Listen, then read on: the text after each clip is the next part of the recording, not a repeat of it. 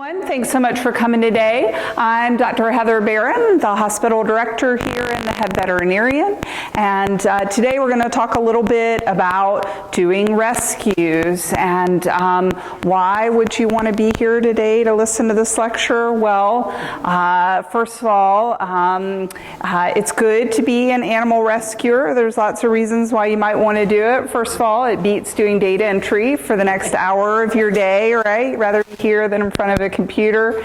Your boss said you had to be here today to learn something about animal rescue maybe, but most importantly, your kids and coworkers will think you are super cool if you're an animal rescuer like Diego. That's what my kids always think. And finally, because CROW desperately needs volunteer emergency rescue and transport people, or VERTs. And so if you have any interest in volunteering, please let us know. We'll put your name on a list. It's a very easy job. If we call you and you're available, you can go and get the animal. If we call you and you're not available, we call the next person on the list. So it is fairly well organized and pretty easy to do. So the first step anytime you're going out to rescue wildlife is to first be aware, does the animal really need to be rescued? We have a lot of well-intentioned abductions going on out there, and that's something we're really struggling to prevent. And we have this little cartoon here where the whales are saying to each other, just wants a bite to get a tan in peace, as they're laying on the beach and the people are trying to push them back into the water. So again, I think people are always very well intentioned, most of the time anyway, but sometimes the animal really doesn't need to be bothered.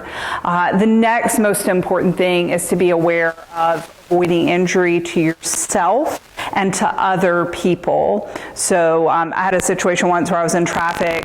Person in front of us had sort of glanced a deer that had jumped out right in front of them. It was stunned and down on the road, and the lady on the passenger side of the vehicle that hit the deer, I guess, had visions of rescuing this adult male, fully antlered deer, and jumped out of her car to run up to it. And I think normally the deer might have like shook itself off, got up, and sort of staggered away, but when it saw this predator person approaching at a run, it immediately leapt up and leapt right through the windshield of the oncoming vehicle, which was obviously a very bad thing for both the deer and the people in the other car. So I think the first thing you have to think about is the safety of yourself and others. Also, when you're thinking about safety, remember it's not just physical trauma that you need to be concerned about. Wild animals do in fact carry diseases that can potentially be transmitted to humans, and these are known as zoonotic diseases, and there is a wide variety of diseases that in fact can come to you through wildlife. And so we always want to urge you first and foremost to be especially careful, and we'll talk in a minute about all of our personal protection equipment, but at the very least, in my opinion, if you're going to go out and rescue wildlife, at the very least you should be wearing these. These are exam gloves. If you're going to go out and do rescue, we will be happy to provide you with some of these so that at the very least you can glove up and hopefully minimize the risk of transferring any of these diseases to yourself. And then finally, our next most important concern, of course, is to try to avoid injury to the animal itself. And there's a lot of things that kind of go into carefully planning out that rescue. So the first thing you're going to do is kind of assess the situation from afar. Observe from a distance. What's the behavior of the animal? Are you sure it needs to be rescued? Is it erratic? Is it dangerous in any way? Look around for any obvious injuries. This may help you to sort of plan out what might be the best way to capture that animal. A lot of animals with leg injuries, birds in particular, if they're still flighted, you may just walk up to it and find it's going to fly away and you're never going to be able to capture it.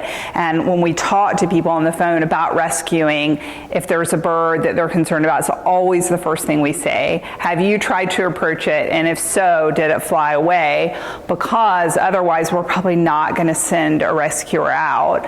because realistically, there's no point in sending somebody out on an hour drive only to find that, the bird could fly away immediately. So the next thing you need to do is predict any possible escape routes. And this can be really difficult. Imagine yourself out on the Causeway Islands. If you chase the animal and it goes one way, it's going to go into the water and could potentially drown. If you chase it the other way, it goes into oncoming traffic on the Sanibel Causeway. And so, you can really enlist the aid of other people and have them potentially make a barrier, a human barrier between the road and between the water, so that hopefully, you begin to kind of make an ever-tightening net around that wild creature and hopefully prevent it from getting into even worse trouble than what you're originally trying to rescue it from. If you have any questions at all, remember, CROW is open 365 days a year. So always call us for help. Never hesitate. We're always here. We always want to help however we can. And, if you guys are going to do rescuing, please don't hesitate to take one of my business cards, which I'm happy to give to you. It has my personal cell phone number on it, and you're welcome to call me 24/7, because we would much rather have you call for advice and have the animal get here in reasonably good shape. And then you want to develop a plan of action. And so sometimes even the best intentioned plans can sometimes go awry. So this was a bear who was eating trash lakeside and had become habituated to people in eating that trash. And so Florida Fish and Wildlife went out to dart him. They darted him. He promptly ran into the lake and started to drown.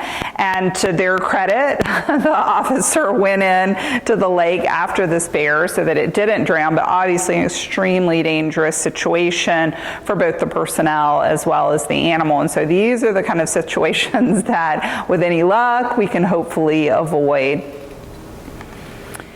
And the other thing that you need to appreciate is that there is a policy here at CROW about invasive species. So I want everybody to be aware of that policy from the outset. And it is actually illegal for us as holders of wildlife rehabilitation permits to release invasive species back into the wild. We could actually lose our permit for that. And there's a wide, long list of what are considered to be invasive species. If they come here to CROW, in all likelihood, they will be euthanized, and most of them, again, are ill or injured, so there's more than just the whole invasive species thing as to why we may have to consider euthanasia. But just so you recognize what they look like, these are Muscovy ducks. The Muscovy ducklings just have the hash mark behind the eye, whereas our wild type ducks here have the mark that goes all the way through the eye. Now these guys can interbreed. If they do interbreed, then it may be a little more difficult to tell the difference between the two, but usually if you have a large flock of ducks, if they're Muscovy or even part Muscovy, they'll be multicolored, so they won't all look exactly the same, whereas with our wild type ducklings, then they will all look fairly consistent. Also, unfortunately, we are not allowed to release some other species that, while they have naturally immigrated into the state of Florida, they're still considered a nuisance species, like coyotes and armadillos. So once again, we're not allowed to release those animals. We can place them into educational programs, and sometimes that's possible to do with the less really common species. And then finally, we're actually not allowed to release alligators anymore if they have been in rehabilitation. So sometimes there's some difficult policies, but we still have to follow them. I think, again, we have a lot of well-intentioned people out there who will bring wildlife in that really doesn't need to be here. So one of the first things, particularly this time of year, spring is here, there's lots of babies out there, is to think about, does it really need to be, does it need to come in? And if you guys look out here on the wall, there's the brochure that says, if you care, leave it there. Please feel free to take that back with you to your places of work or residence, whatever, because we really, when I first came here in 2012, we began a huge campaign to try to educate people about this problem. and we've done a pretty good job with that. Sometimes we'll also call it be kind and leave it behind. So if you know the natural biology of the species, it's usually pretty easy to educate other people about this. Rabbits and deer are really the poster child for abduction, and what you'll see is that because people don't understand the natural biology, they have mistakenly rescued that animal. So they'll say, no, I watched the baby all day long, and they're anthropomorphizing. They're thinking, well, human babies need to have their mother right there all the time, so animal babies must need the same thing, and that's not always true. For example, rabbits and deer are crepuscular. They only come back and feed their babies for about 15 or 20 minutes, once to twice a day at early in the dawn hours or late in the dusk hours. So people who are watching the nest probably are not going to see these people coming back. And so once we educate people about that, we find, oh yeah, you're right. We did the powder test. We put some talcum powder around the nest, and sure enough, there were little mommy footprints leading into the nest the next morning when we checked, and those animals are just fine. We hear a lot of, well, the baby fell out of the nest and I can't reach the nest, so I must have to bring it into CROW. Not true. Squirrels, for example, the mothers will absolutely come to the bottom of the tree to retrieve the pups, and they will either take it back to their nest, or if the nest itself has fallen, you can try to replace the nest somewhere, either in the tree or in the surrounding bushes. But even so, a lot of mother squirrels will have an alternative nest, or if they don't, it only takes them a day to build an alternative nest, and they can get those babies back in an alternative nest within the same day. So there are a lot of options out there. Also with birds, we hear a lot of, well, the mother bird got hit by a car or killed by my cat or whatever, and so you must have to take the babies now because they're so used to mammalian species where it's only the mother that caretakes. But in many avian species, both parents will caretake, and so there is a possibility that even if one of the parents is gone, that the other parent may still be able to successfully carry on and fledge that baby out.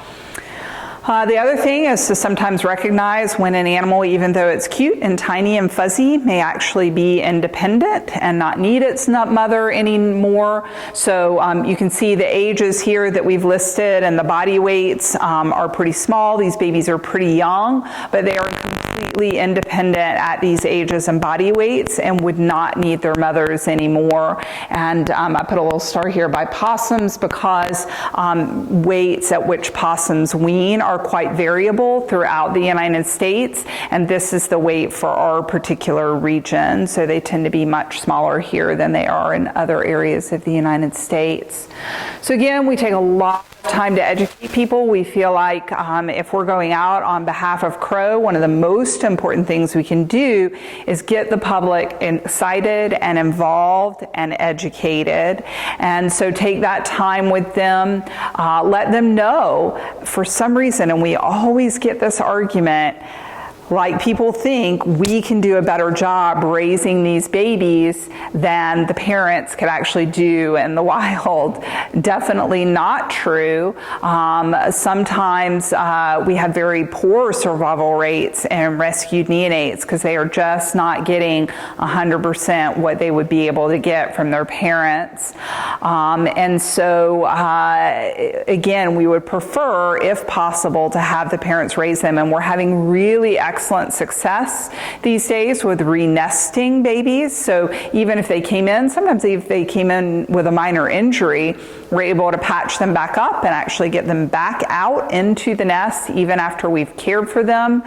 There's a lot of misconceptions out there that if you've touched the baby, the parents will never take it back. That's definitely not true. The motherhood instinct overcomes all, so you can touch the babies and put them back in the nest. And since I came here in January of 2012, we have really focused on this and made it an important part of what we do here at CROW. The first responders who answer the telephone work very hard to educate people about when babies don't need to come in, and our caseload has actually shifted from being about 80% neonates in 2011 to just this past year was only about 30% neonates. And for a while our caseload was actually falling because we were doing such a good job of educating educating people. Now it's on the upswing again because we have a lot more critical adults coming in. So, and I think that's because, the word is spreading, CROW is here, more people know about us, and more people are willing to help us get these animals rescued in a timely fashion and get them to CROW. So the other thing that we're seeing is our dead on arrival rate has been dropping steadily as well, and we're doing a better job of treating those animals once they get here. So our dying in hospital rate has been dropping steadily every year. So if you guys rescue an animal, we probably have a really good chance of releasing it back again. Again, young should always be reunited with their own parents if possible, or if that's not possible, we can cross-foster them. So we just cross-fostered a great horned owl baby this weekend, totally not his nest, and the one true baby who was born in that nest definitely did look askance at him when he moved in, like, where did you come from? But they're good, and the parents are feeding both of them, and so it definitely does happen. There are some really important periods of filial and sexual imprinting in young. If they don't go through these periods, they themselves may never be able to attract a mate and have babies and be productive members of the wildlife society. So there's more to raising babies than just feeding them and getting them out of the nest. Also, parents can support the young long past the point at which they have fledged. So vultures are a good example. They fledge at around 10 weeks of age and are generally with their parents until about 10 months of age, as their parents support them and teach them how to handle things in the wild. So again, it's fine to touch the babies to get them back in the nest. If you weren't actually there when the baby fell out of the nest and you're talking to members of the public, it's a really good idea to have them get GPS coordinates of where they actually found the baby, or mark the area in some way. So maybe tie a yellow ribbon around the old oak tree so that we kind of know exactly where those babies came from. So even if it does come to CROW and we treat it and we later try to get it back, we have really good directions on where to go to get it back into the nest. Again, even if the nest has fallen, it is possible to replace that nest with the young in it. Sometimes you can't get it as high up as it was originally, but you may be able to put it down lower in that same tree or nearby in some bushes. If the nest is missing or terribly damaged, it is possible to make artificial nests, and that's what you guys are seeing here is an artificial box that we made for these young eastern screech owls, and here's the mother coming flying in to take care of them, and it didn't even take her a couple of hours to figure out, okay, my babies are there, I don't care how strange the house looks, I'm going in because my kids are in there, and she happily raised and fledged those babies right there, and we do that all the time where we make artificial nests. Sometimes we're not sure if the parents are still in the area. A lot of times when you first the baby, they will be very distressed and they will be very vocal at that time. That's a great time to whip out your smartphone and make recorded calls of those distress calls, so that later when you go back to re-nest that baby, if you're not sure that it's healthy and you want to bring it into the hospital and have us have a look, we look it over, maybe we fix one or two things, then we decide to send it back out. You can take that recorded call and play it, and a lot of times the parents will make themselves visible. You will attract them with those calls, so then you can feel more confident about leaving those babies there. If you are going to make a fake nest out of man-made materials for them, make sure that there are drainage holes in the bottom, so you can use a little parquet margarine dish or whatever, but it needs to have drainage holes, otherwise as it rains you may drown your little babies. And pine straw works well for bedding, but any of the sort of local leaf mulch or whatever will probably work just fine, and this works very well. We have almost a 93% success rate demonstrate here at CROW with having those babies re-nest and then later fledging successfully. So it does really work. Okay, so let's get down to the nitty-gritty of handling. Does anybody have any questions overall about re-nesting or when to rescue? Okay. And so we'll go ahead and talk a little bit then about handling. I think a lot of these birds are very large and very intimidating in appearance when you first see them. They can potentially hurt you. There's a variety of ways in which they might hurt you. And so we're just going to go through some of the defense mechanisms of some of the more common species that you may handle and what's the best way to handle them. Even though they're big, many of them are actually quite easy to handle. So this is me at 9 months pregnant, force feeding a great white pelican. And so it's not as difficult or as dangerous as you might think once you've got the techniques under control. So water birds and wading birds, I think one of the most important things to remember is to wear eye protection. And so it may not be very sexy in appearance, but I really encourage you to wear eye protection. If you don't want to wear the goggles that we provide at CROW, sometimes just even your own sunglasses will provide the necessary eye protection. But I've had 3 students who went home with scars on their faces from trying to catch up wading birds and being bitten in the face by them. So you definitely always want to protect your face. Your eyes are nice and shiny to these birds, and that's what stimulates them to go for that particular point. So they will try to get you there. So just be careful for that. Use the net if you need to. I don't like the net. Often their feathers get entangled in it, their feet and their toes get entangled in it, their beak gets entangled in it, and so then you just have to undo all that. But sometimes it's the only way to catch them and catch them rapidly and safely. So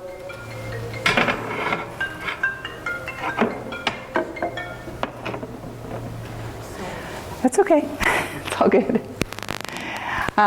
So just watch out for that beak, use the net, use towels. This is my favorite restraint method for capturing wildlife. I like to get just a nice thick beach towel and throw it over them. If you don't have that available, then you might have a jacket or a shirt or something that happens to be in your car that you could use to throw over them. But that is one of the most important restraint methods that you can have. It wouldn't also be a bad idea if you're going to be doing rescue and transport regularly. I recommend you go out and buy yourself a nice pair of gloves, depending on your comfort level and what you think you might be rescuing. There's a wide variety of gloves out of there. You do have the Kevlar lined gloves, and those are ideal, particularly if you're going to be capturing larger raptors. Otherwise, you can just get the leather gloves, which do still protect your hand from some of the smaller species, but are easier to grasp things in than the Kevlar lined.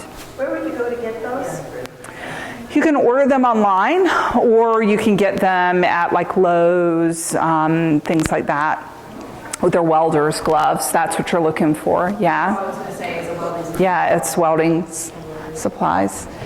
And then again, watch that beak. Sometimes when I'm reaching to grab a bird out of a carrier from a narrow area, the first thing I'll do is grab their beak and control their beak if that is the part of importance that you need to be watching for.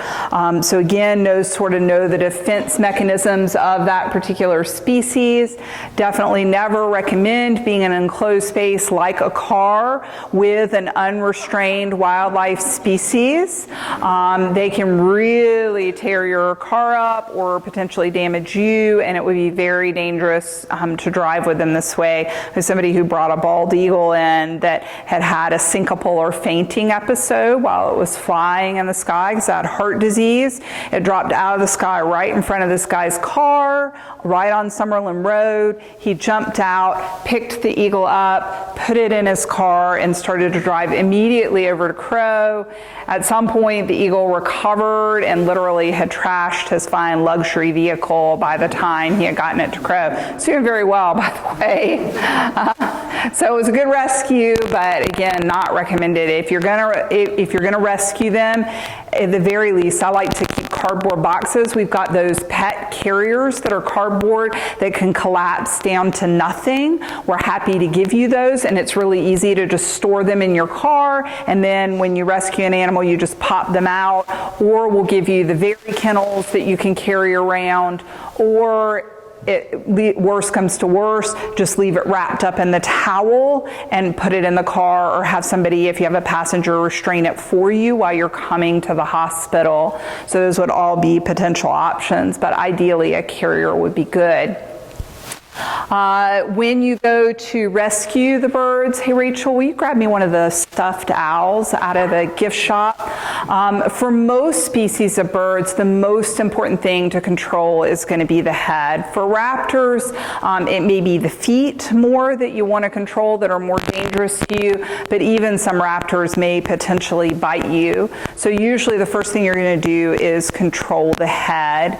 And I think a lot of people are so afraid that they're going to hurt the poor little bird that they're just too gentle and too tentative. I think you have to realize it's more likely that the bird is going to hurt you. So go ahead, don't be afraid to grasp them by the jawbones, and go ahead and really get a good grip on that bird. So a lot of times I'll put my fingers right up underneath their head and kind of straighten them, hold them like an extension, so that just like a cat, you kind of stretch them out so that they can't get that beak down to bite you. And eagles and vultures are definitely two of the raptor species that you really do have to worry about them biting you. The other thing that you want to do is make sure you control the feet. If they're a very large bird and you're a smaller person, then you may want to control the feet by holding each foot in a separate hand. Not only may they talon you, but they may talon themselves. And so you want to try to keep those feet away from each other if you possibly can. And then it's always a good idea too to remember to keep them hooded, so you can take that towel and just throw it over their head, and if they can't see, they will be much calmer and much less likely to bite you. And that's what we're seeing in the picture here. The animal actually has its head hooded, and that helps to keep them very calm. The next thing to do is to make sure you control their wings. And for birds who you're not concerned so much about them biting you, it is possible to just pick them up with your hands controlling their wings.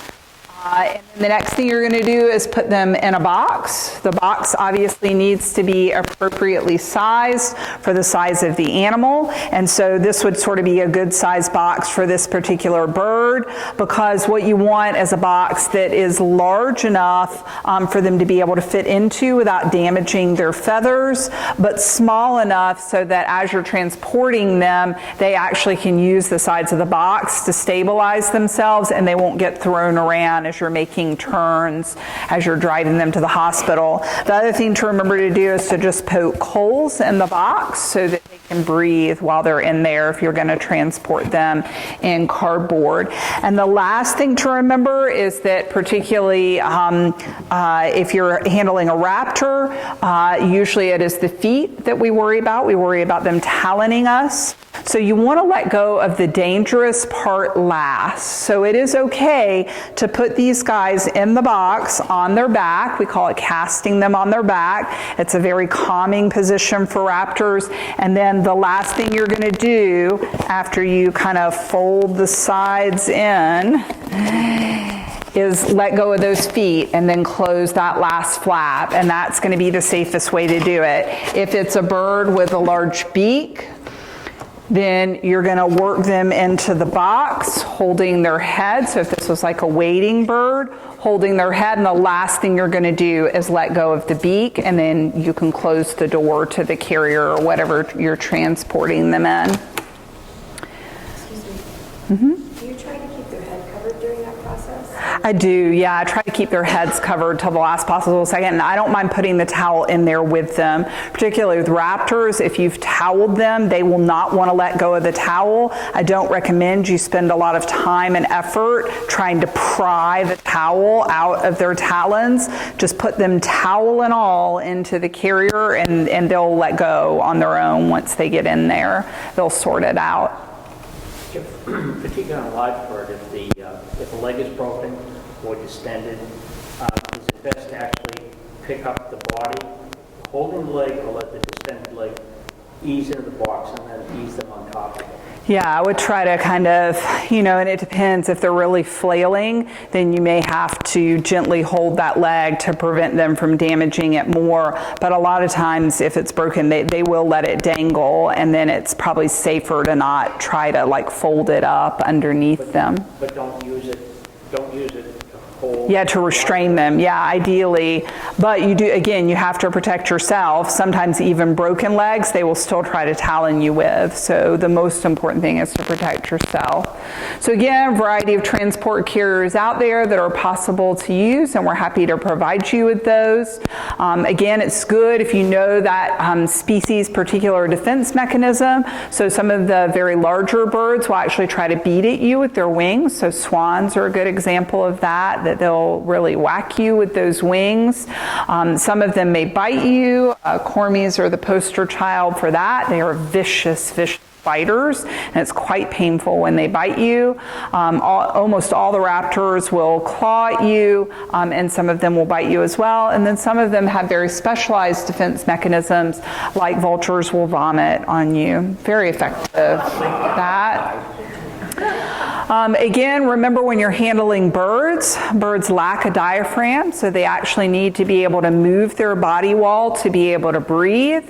So when you go to restrain the birds, it's important that you wrap your hand enough around the back that you're controlling the wings with your thumb and your fingers, but that you not wrap your hand all the way around the bird, because they need to be able to move that body wall to be able to breathe. So give them that possibility. Again, make sure you're restraining that head. And so a lot of times I'll use a couple of fingers to restrain the head. And then I will use 2 fingers to restrain the head, a couple of fingers to restrain the wing on this side, and my thumb to restrain the wing on the other side. And so that's how we would effectively restrain the bird. Again, a towel really helps, because sometimes your hand isn't big enough to be able to restrain the animal effectively, and so having that towel kind of helps you to get more control. Again, if it's a raptor and they're on the ground, a lot of times they'll kind of back up and get ready to like roll and strike at you with their talons. So when you have a raptor that's on the ground, you're just going to want to come and throw the towel over them, kind of push them to the ground so that you can feel where everything is under the towel, because now you've lost where everything is because you can't see it anymore. So press them down to the ground with one hand while you kind of feel to figure out, okay, here's one leg, now here's the other leg. So now you've got both legs and you got the towel over them, and you just pick the towel and all and push them into the box. And once they get in there, the last thing you're going to do is let go of those legs, and they'll figure out how to get themselves out of the towel, or they'll lay there quietly in the towel. That's okay too. And just be aware, if it's hot outside, if it's comfortable for you, it's probably comfortable for the bird. So if you're really hot, then just bear in mind these birds, particularly if they're wrapped in a towel, they may be very hot as well. Again, make sure you're wearing your personal protection equipment. So I wouldn't recommend you go after particularly the larger raptors without some type of glove on your hand. Is a kitchen towel enough to put around a raptor's head? Yeah, that's usually what I like to do. I like to use the smaller, like hand towels that I can just drape over their head. Scarves from up north. Right. Yeah. And then, you know, once you shove them in the carrier, then they can get that off their own heads themselves. That's fine. And again, if you're comfortable, what you can do, if you need to hold the bird's legs with one hand and the head with the other, is to make sure those legs are separated by one finger. So that's what we're doing here with this eagle. That's harder for me with big birds because I have tiny little hands. But if you can hold both legs with one hand, and then that allows you to grasp the head and the wings with the other hand, and that is an effective restraint method. And then some anatomic variations that you probably need to be aware of with seabirds here. Gannets, cormorants, anhingas, frigate birds, and pelicans all have no external nares. So the part of concern that they will damage you with is their beak. You definitely want to control that beak first. And if they're snapping at you, it's fine to go ahead and grab a hold of that beak and get a hold of the bird, and then move your hand further back and actually grasp the head, because those birds need to be able to breathe through their mouths. Question? What's a nares? Sorry. Oh, it's their nostrils. Sorry. Yes, no little nostrils. They don't have any nostril holes to breathe through, so they are obligate mouth breathers. And it is fine for a lot of these species to hold their mouths open without wearing anything more than just like your exam gloves. But I like to at least have the exam gloves on. Even though pelicans don't have a lot of strength in that beak, the tomia or cutting edge of the beak is still a little sharp, and it'll almost give you like a paper cut that to me is actually more painful than some of the crushing injuries that I've had. So again, I like to always make sure I'm at least wearing exam gloves, and then you can restrain that head or beak just by holding them by the bill, but just holding it slightly open so that these guys can breathe. Okay, any questions about bird restraint? Yeah. What I found that works with like cormorants and the larger is I would just wear the shorter gloves, but I actually let the glove slip with my fingers out of it, and they'll snap at the ends. And get them with the other hand at the head, and then right, yeah. Yeah, I have a little excess for them to bite onto. And yeah. a big branch for the raptors. If you're gonna go catch them, can you put a branch down in front of them so that they grab that? And they might do that, but usually I just let them grab onto the towel. So usually they'll grab onto the towel, and that keeps their feet busy while you figure out where their legs are. That's fine. Okay, so let's talk about mammals. Again, some of the mammals in this area are potentially rabies vector species, and so unless you're rabies vaccinated, you shouldn't be handling them at all. Even the species that you wouldn't necessarily typically think of being rabid, like squirrels and bunnies, can potentially be rabid, and so just keep that in mind. For capture with raccoons, sometimes again it's possible if they're very depressed and down and ill, just walk up to them, throw a towel over them, have a pair of gloves, pick them up and shove them in a carrier. Other times you may need something like a have-a-heart trap that you can kind of shove them into. You can potentially use like a catch pole. That's a potential option. And again, we see a lot of neurologic raccoons in this area, so they're kind of staggering and drunken, and their behavior is abnormal. There's a lot of reasons why they could be that way. Distemper is the most common reason, but rabies is an important differential there, so you just have to remember that's one of those little zoonotic diseases that we really, as people, don't want to get. And so just be careful of all the zoonotic diseases that are potentially out there. The raccoon potentially has distemper, and you have family in the area, and a dog, and of course you warn them to keep the dog away from the raccoon until somebody can get there. Is it true that distemper can be in the ground as well? It is, yeah. The virus is quite hardy and will survive in the environment for a while. So the most important thing for the people to do is to vaccinate their dogs, and most dogs are vaccinated against distemper, so it's really not a concern for that dog typically. And then bunnies, one of the most important things about bunnies is they are definitely, as a prey species, flight is their primary defense mechanism. They can claw you accidentally in a frantic attempt to get away. I've never had a wild rabbit try to bite me, but potentially they could bite you. But usually for rabbits, the most important thing is they are going to harm themselves unless you keep them very quiet. Again, towels are very useful to just throw over them, kind of wrap them up. They'll stay very quiet. You can put them in a carrier. Rabbits get overheated than many other species of animals more easily. So again, you might want to make it a little cooler in the car as you're bringing them in. And one of the most important things is that when you go to pick a rabbit up, that you stabilize those hind limbs, because rabbits carry 70% of their weight in the rear, so they have very powerful rear limbs. And struggling, if you pick them up like maybe you would a cat, just around the thoracic forelimbs, they can actually kick so hard, they can kick hard enough to break their own backs. So that's why it's really important that we always support the rear limb as we're transferring the animal into a carrier. And just like kittens, if you scruff them, particularly the young ones, they will typically kind of go limp and will be a little more handleable. And so that's what you see me doing here. And temporarily, anything you can do to hide their eyes, just like with horses, will calm them down quite a bit.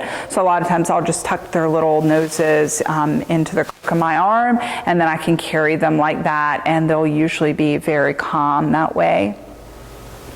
Possums, in general, possums' bark is worse than their bite, so they will hiss and bare all their very many teeth and be very threatening in appearance.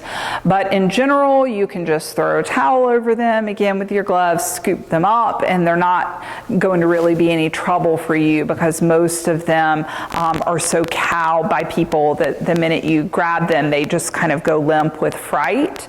You will have exceptions to this. Sometimes we have very large males or mothers who are pregnant and feel like they're defending their young, who will be very aggressive with you. But in general, most possums are quite easy actually to handle.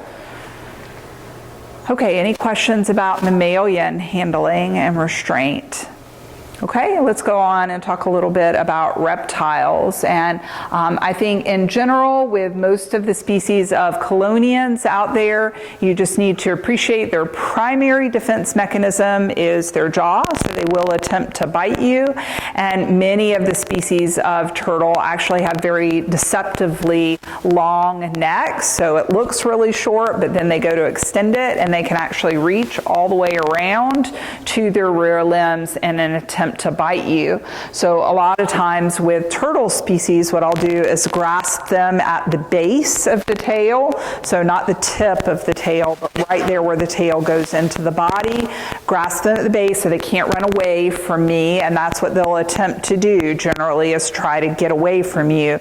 And then slip your hand between the rear limbs and lift them up from the bottom shell or plastron.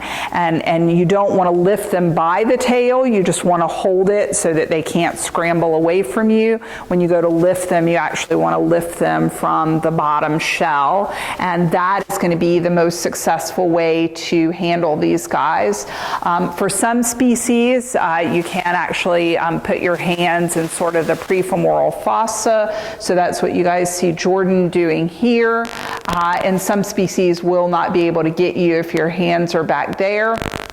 But if you want to be careful all the time, do it the other way. And just remember, with box turtles, they can close those hinges up, and it can be painful to have your hands pinched by the hinges.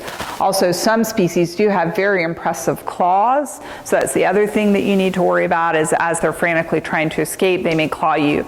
Again, towel, perfect way to handle these guys. Throw the towel over them and just pick them up from wherever you want to pick them up, towel and all, because they're not really going to be able to effectively bite you through the towel.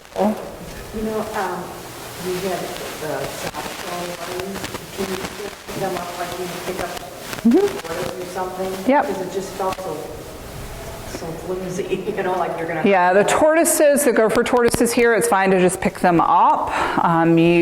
They could potentially bite you, but it's very rare for them to do so.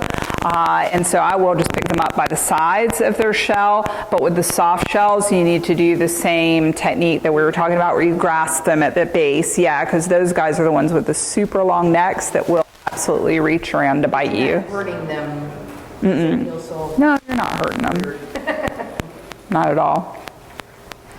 So again, watch for their hinges, their claws. The other potential for chelonians is to do the box over method. And so what we'll do is actually put the box over the animal on the ground and then just gradually fold the folds in until you've got them in the box, and then you just gradually roll it over and you've got that guy restrained already in the container that you're going to transport them in. So that's one option as well. You will flip them as you're turning the box, they're turning with it. So yeah, you might want to peek in there and make sure that they've righted themselves. And if they haven't, kind of tilt the box again until you get them right side up, because some of them do have difficulties righting themselves when they're in something like a box. You definitely don't want to transport them upside down because they'll have trouble breathing that way. And then snakes, the important thing to remember about snakes is that they do have a bitey end, and so you always want to control that head. The important thing is to control the head and neck together, because where their spinal column goes into their skull can be a little unstable, and if you're just holding them by the head and they're thrashing around, they could potentially make themselves into quadriplegics.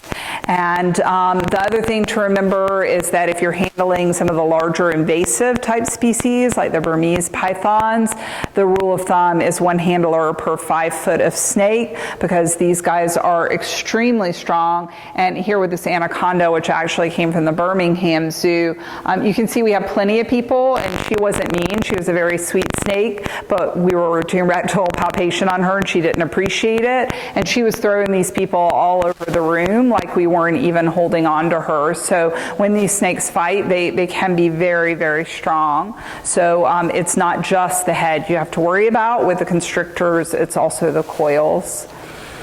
Lizards, again, be careful about grabbing the tail, because they can actually drop their tails and then get away from you, and you don't want to cause more trauma if you can possibly avoid that.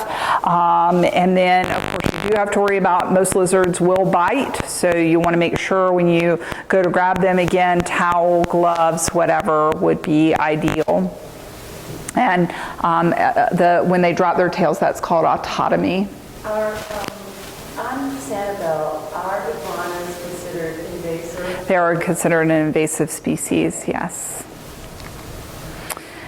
Again, control their head, and that's usually going to be the best way to handle them.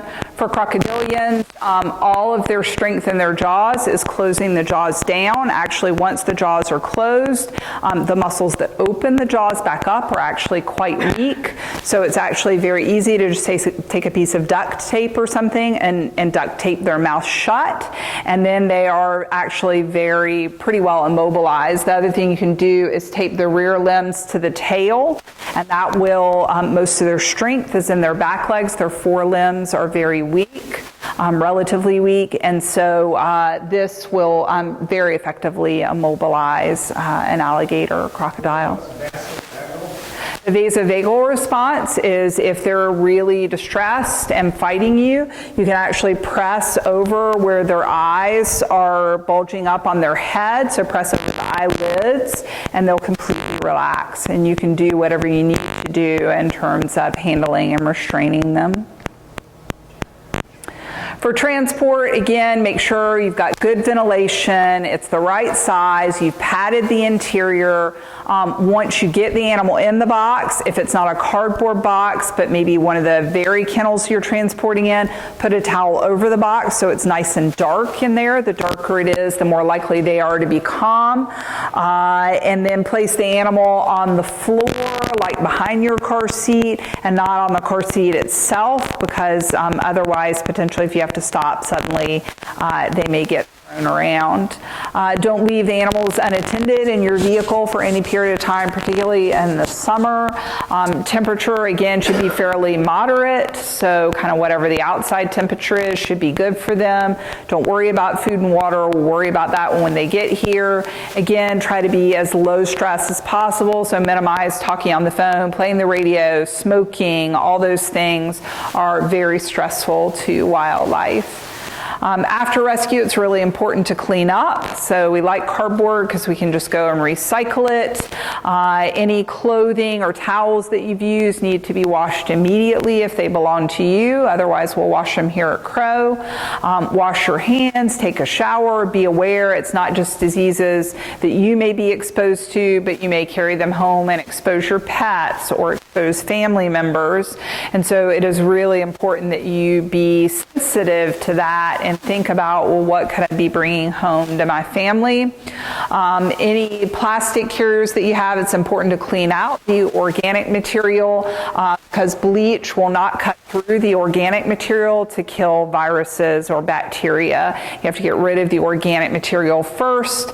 It's important that the contact time is a minimum of 10 minutes to kill most of the bacteria and larvae or viruses that we're concerned about. So 10-minute contact time before you rinse it off. So again, things to remember: assess the situation. Does that animal truly need help? Avoid injuring yourself. Avoid further injury to the animal or to other people. Reduce stress to the animal during capture and during transport. And when in doubt, call somebody for help to get more instructions. That's it. Questions? For those who have never done a rescue, would it be possible to go with someone who's experienced the first time or so? Yeah, I think that's a great idea. And we have several of our VERTs who have volunteered. If somebody does want to go with them, they're happy to do training.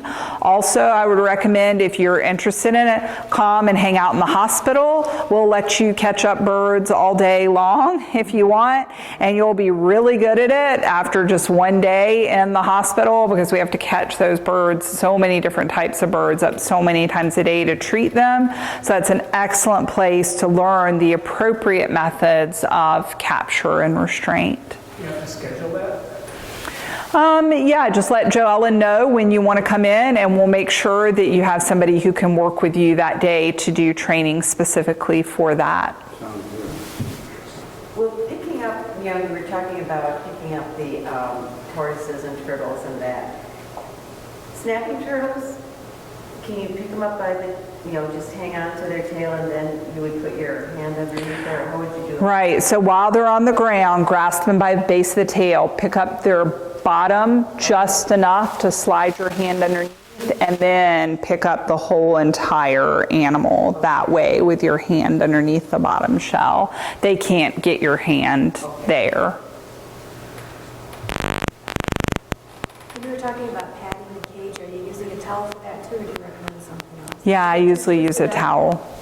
And if I have them in a towel, then I won't put another towel in the carrier, because sometimes then there's not room for them, and 2 or 3 towels, all that stuff in the carrier. So if I've got a towel wrapped around them, a lot of times I'll just shove them with the towel into the carrier and we're good to go. They can keep that towel. Can we just take a big cage and take it home from the... Yes, if you want to take one of the very kennels with you, the nice plastic kennels with you, you're welcome to take that with you, so that you kind of always have one handy. So if you need to do a rescue, you can just grab it out of your car or your garage or wherever it is you want to keep it. That's fine. We've got plenty of them. There's 20 people there. How can we pick any? It's by location. So depending on where you live, then we will call you if you appear to be the closest person to where that animal is located. And then we just literally go down the line. So it may be by day. So some people might say, for example, I'm free on weekends to do rescues, but not Monday through Friday. So then we know you're a good weekend person, and we'll try to give our weekday people a little bit of a break then on the weekends. We try to also have a little bit of a rotation so that everybody gets to feel the love and have the joy of doing rescue. But I'll be honest with you, if you're a good team player, you're going to get called more often. In other words, if we call you like 20 times and you've never answered the phone, or every time we ask, you're like, no, I'm way too busy, eventually you just move further down the list because, it's just so hard. Like our first responder people are, while frantically taking more calls from more people with more animals that need to be rescued, while they're trying to find somebody to go out and rescue the first animal. They're getting more and more calls, and so the people who tend to be responsive tend to get called more. One thing that I've found helpful is to keep flat boxes in the back of my car, or we keep them in the trunk, and then you keep some of the packing tape. So you can actually use that to fabricate the particular big boxes for the big birds. And then that way you don't have to drag around a kennel. Exactly, yeah. And the boxes that we have, the pet transport cardboard carriers, obviously have the closing mechanism with them, so you don't have to worry about taping those guys closed. And it is nice too because they come folded, so they'll fit really well in your car. But it's not a bad idea if you're just going to grab random boxes to have some way to keep that box closed. I agree. At the very least, have an extra towel. So once you close the box, if you put the towel over it and then tuck the ends of the towel underneath the box, that sometimes will help keep them in as well. About the size of the towel, you mentioned using the size of a kitchen towel, but like for a pelican or a larger shorebird, that would be enough. Right, we're talking about just to put over the head, just to hood them, have a smaller towel. And sometimes, the towel is big enough, like a big beach towel for a pelly. You could just take the whole entire thing and cover head and body with one towel. But sometimes for these really larger birds, like you need the one towel to control the body, and then you might want a separate towel to kind of keep over the head as you're transporting them, putting them into a carrier, trying to get them untangled from line or something. Sometimes it's helpful to have a little extra towel because sometimes it's difficult to work with the towels and then get to whatever part of the bird you're trying to untangle. What do we need to have with us if we have to cut line? What do you cut it with? Yeah, it's ideal if you have a pair of scissors to be able to cut these birds free from line, or a pocket knife, or whatever you feel comfortable carrying.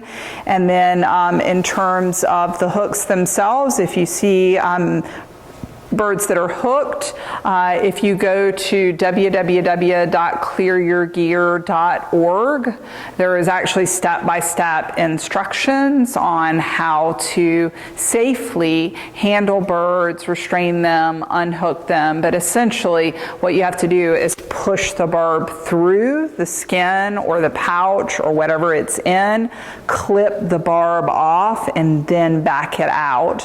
Because most hooks do have a barb on them. No, you usually have to use wire cutters to cut the barb. Could we just leave that until we bring them here? You can. But that's not good. A lot of people just get so good at it and there's nothing else wrong with the bird, and they may damage themselves worse in transport. So we're really trying to teach people how to safely pop those hooks through. And a lot of times it's just happened. And if it's just happened, you have a really good chance, particularly if you've just hooked the bird, if you reel it in and then use your net to lift them out of the water rather than pulling them all the way in just by the hook.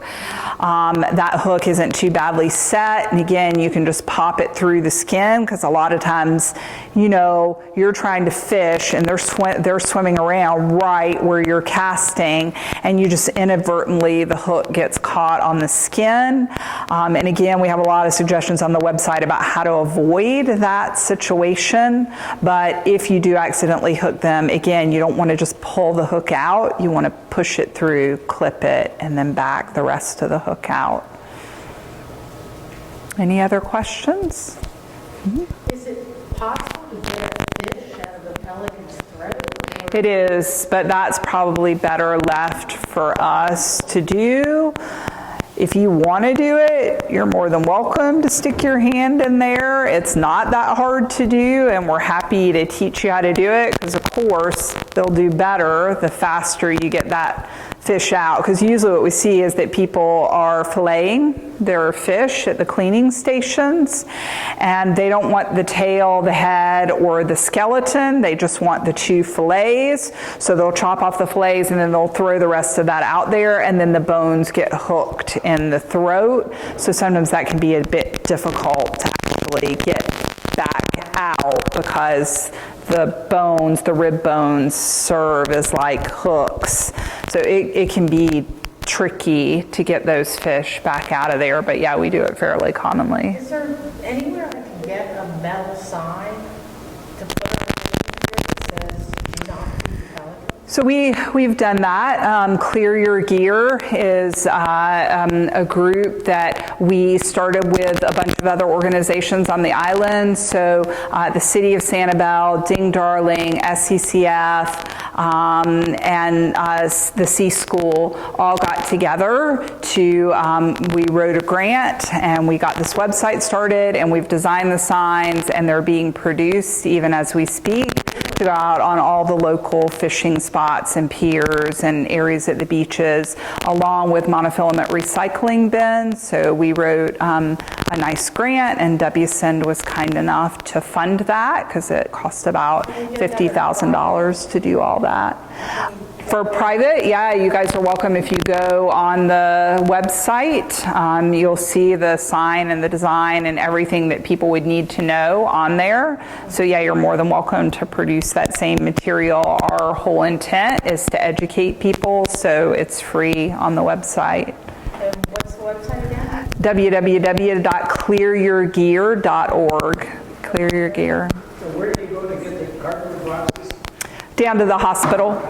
Yeah, just ask Gareth at the front desk, and he'll set you up. Okay, any other questions? Thank you, folks. I really appreciate it.